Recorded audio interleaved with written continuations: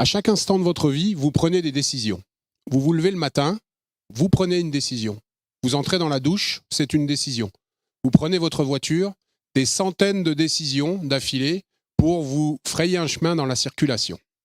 Alors ces décisions, elles vous paraissent anodines, mais elles ont tout un impact sur vous, elles ont un impact sur ceux qui vous entourent, elles ont un impact immédiat, un impact différé, un impact proche, un impact lointain, elles ont même des conséquences inattendues.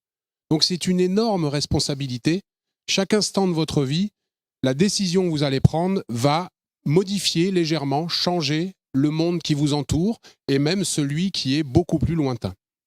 Cette responsabilité, parfois, certains aimeraient bien ne pas l'assumer.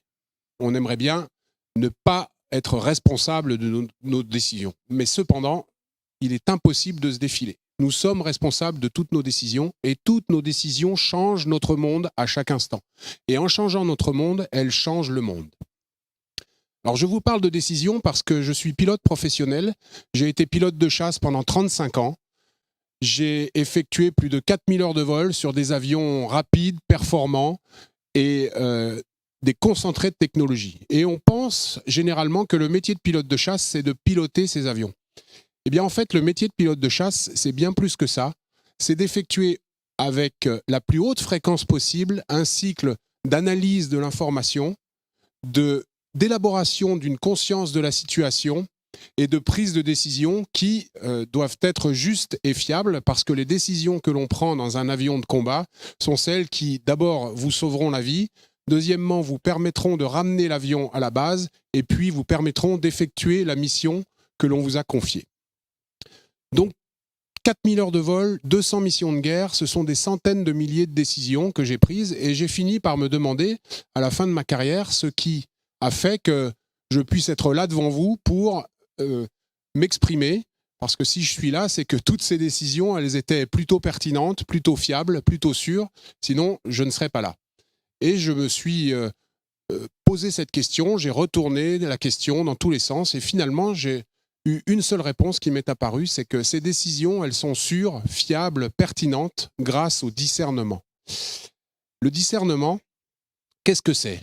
Alors on peut le définir comme la faculté de voir les choses dans leur réalité, la faculté d'avoir une vision claire, de prendre des décisions avec bon sens, de voir la réalité des choses, mais tout ça ne nous aide pas à augmenter notre discernement. Moi, ce que je voudrais vous faire comprendre du discernement, c'est que c'est plutôt, et c'est une définition de pilote évidemment, c'est plutôt la capacité de prendre de la hauteur face à nos influences extérieures ou intérieures, et vous verrez qu'il y en a beaucoup d'influences intérieures, pour prendre des décisions sûres et fiables, pour être aligné avec soi-même. Alors ce que je vous propose, c'est tout d'abord de comprendre quelles sont ces influences qui nous empêchent d'avoir une vision claire des choses et d'être aligné avec nous-mêmes. Je ne vais pas faire une liste exhaustive, mais je vais vous parler des principaux obstacles au discernement. Le premier ennemi du discernement, c'est l'ego. L'ego est indispensable à la construction de soi, évidemment. C'est nous, c'est ce que nous sommes. Cependant, on peut avoir un passif, on peut avoir des souffrances qui font que notre ego est surdimensionné, qu'il prend le pas sur notre nous et qu'il nous amène à faire des choses que nous ne voudrions pas faire.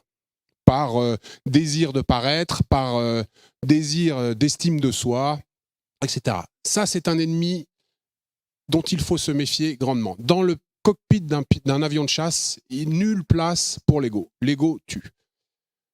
Le deuxième ennemi du discernement, c'est la paresse.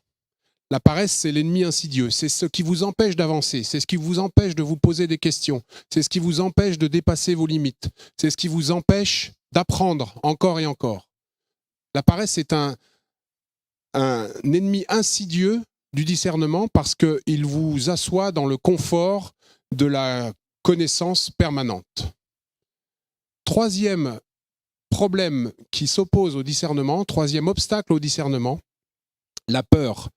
Alors je ne parle pas de la peur instinctive, de la peur qui vous soustrait à la menace, de la peur qui vous permet d'obtenir des ressources que vous ne connaissiez pas pour vous échapper, pour vous soustraire à la mort. Je parle de la peur qui vous tétanise, la peur du lapin dans les phares de voiture, celle qui vous empêche d'avancer, celle qui vous empêche d'agir. La peur qui est irréelle en fait. C'est une projection de vous-même dans le futur, dans un futur qui n'existe pas et qui vous empêche de prendre conscience du présent. Il faut être conscient de cette peur et s'en écarter.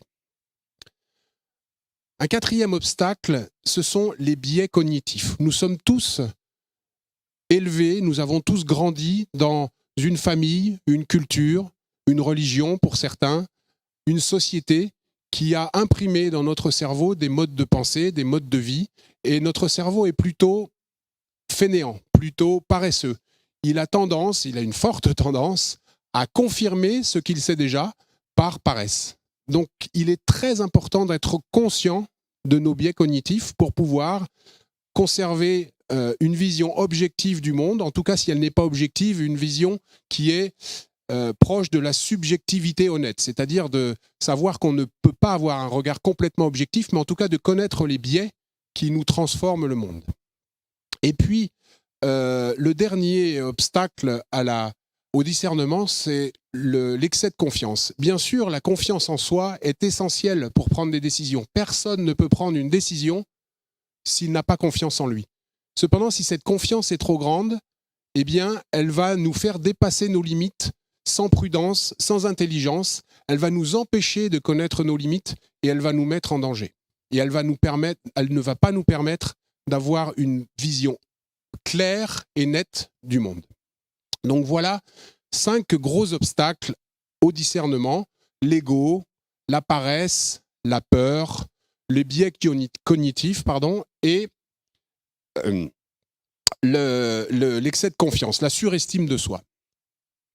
Je vais vous parler maintenant de quelque chose qui va pouvoir vous aider à mieux discerner.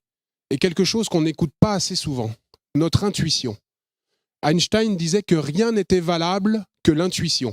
Évidemment, il avait une définition de l'intuition un petit peu scientifique. Il pensait que c'était la somme de nos expériences passées, intellectuelles, qui nous permettaient d'anticiper sur le futur. Mais pour lui, rien d'autre n'était valable que l'intuition. L'intuition en science, c'est celle qui permet d'avancer. C'est celle qui a permis à Galilée d'imaginer que la Terre était ronde, celle qui a permis à Newton d'envisager la gravité, celle qui a permis à Einstein de penser à la relativité, celle qui a permis à Steve Jobs d'inventer l'iPhone, et Dieu sait s'il a changé le monde, on en a tous dans nos poches maintenant. Voilà. L'intuition, c'est vraiment ce qui permet d'avancer. On ne l'écoute pas assez. C'est un ami, c'est une alliée du discernement.